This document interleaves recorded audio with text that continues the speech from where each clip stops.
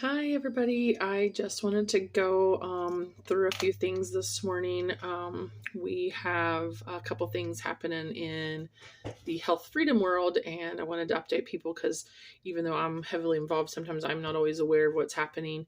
But there is a really important meeting happening right now with the CDC, and they have what's called the Advisory Committee on Immunizations and Advisory Committee on Immunization Practices. So, what they are responsible for is developing the recommendations on how vaccines are used. And that is directly used to for the pediatricians to adopt that list, the CDC recommended schedule for childhood vaccinations. And then the schools typically adopt those same lists. So right now, today, they are going to be voting on that in the ACIP committee. There is a link where you can post some public comments. I have already done that. I know some of my friends have posted on Facebook, or you can email. When I emailed the list, it kicked it back and said that they weren't, there was a way to submit comments. So they're not taking a lot of emails.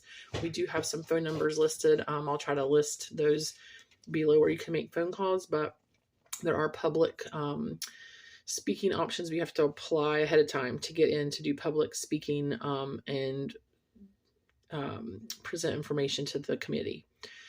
In the past, they have approved vaccines that didn't necessarily meet the criteria for safety in a lot of people's opinions. And I feel like the one that they're going to add now, which is the new one, the COVID shot, has not done that either. So what they typically do and what I foresee them doing is they approve it to get added to the schedule. And then I posted about this earlier. They say that they are going to do post-market studies. So what that means is they're approving this and telling the public that it's safe, and then they do post-market studies and gather data to see if there is a large amount of adverse events, and then they can pull it from the market later if they see that that's the case. But in my opinion, they aren't doing that research. They're not collecting that data. We've talked about this before in a lot of my other posts, that there is a place to report adverse events for vaccinations called VAERS. I've linked that before. You can look it up if you want it. Just personal message me or something else. I'll post it later. There's too much to include in this video, but I did want people to know that ACIP meeting is happening today. You can still make public comment posts on their website, and they are collecting those posts. I'm sure that a lot of the speakers are from children's parents who have been damaged from this vaccination. But many people don't get alerted that these meetings even happen in the public. But I'm very, very certain that representatives from the makers of these products are going to be there to voice their opinions and to give their safety studies. I haven't done as much research into this vaccine as far as what kind of safety studies they did, but in a lot of the other shots in the past, they take the manufacturer's own safety studies and use that and say, yeah, this is safe. They're not doing their own safety studies. So the CDC is not doing a lot of their own safety studies. There have been whistleblowers saying that even the safety studies that they did do the data was skewed. I'll probably get kicked out of Facebook or wherever I post this for even posting this video, but I just wanted to attempt to get this information out because I have seen these vaccines harm people. There have been a number of my own patients who have reported side effects, and I know they're not being reported by their medical doctors. So I have a family member who became very ill from, in my opinion, the vaccine, and definitely is going to have some permanent disabilities because of this vaccine. And I know that information and the side effects and the subsequent surgeries that this person had to have are not being reported, not being recorded or tracked anywhere. So you have no idea what the actual risks of this vaccine are. The researchers, the CDC, do not know what the actual risks are because they're not tracking it. They are just simply burying their head in the sand and turning a blind eye to these potential reactions. And the studies that have been done on how often vaccine adverse events get reported is at best 10%, at worst around 1%. So it's very frustrating.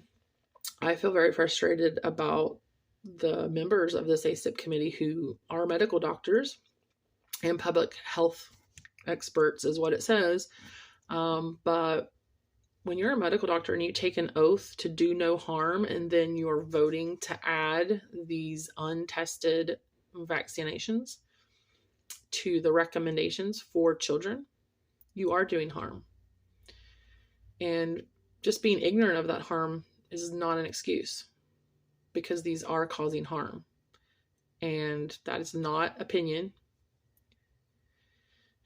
And it's very frustrating when I see this. It's despicable. It's a gross negligence and malpractice for these medical doctors and medical professionals to be making these recommendations when they don't have the safety data. They're not even collecting it in a systematic way, the way they do for other medicines and drugs. They just aren't even collecting that for vaccinations. They for sure aren't collecting any data that researches the synergistic effects of taking multiple vaccines. They have no idea how taking a flu vaccine and a COVID vaccine in short proximity together are going to affect the human body, or combine that with, a pneumonia shot, and all the other childhood vaccinations. They have no idea how that's interacting with the other vaccinations, because they aren't studying that at all.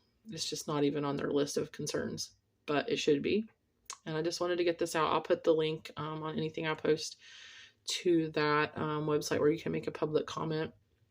But I know it's hard to keep track of all the things going on, but it's just not even public knowledge that they have a public comment time frame to do these votes for the ACIP committees.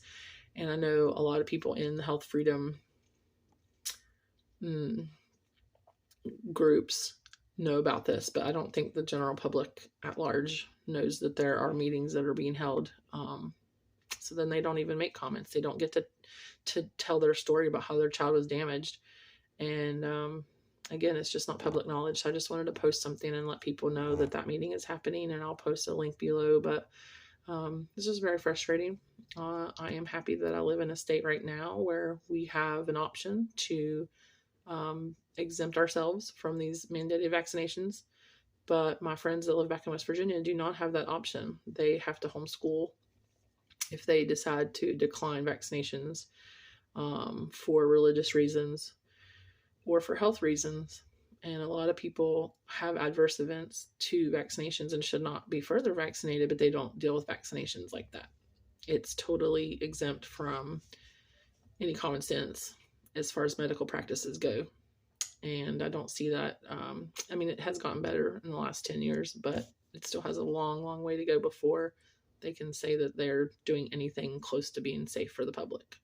And it's really frustrating that we're paying, government agency, the CDC and the FDA, billions of dollars. The CDC budget,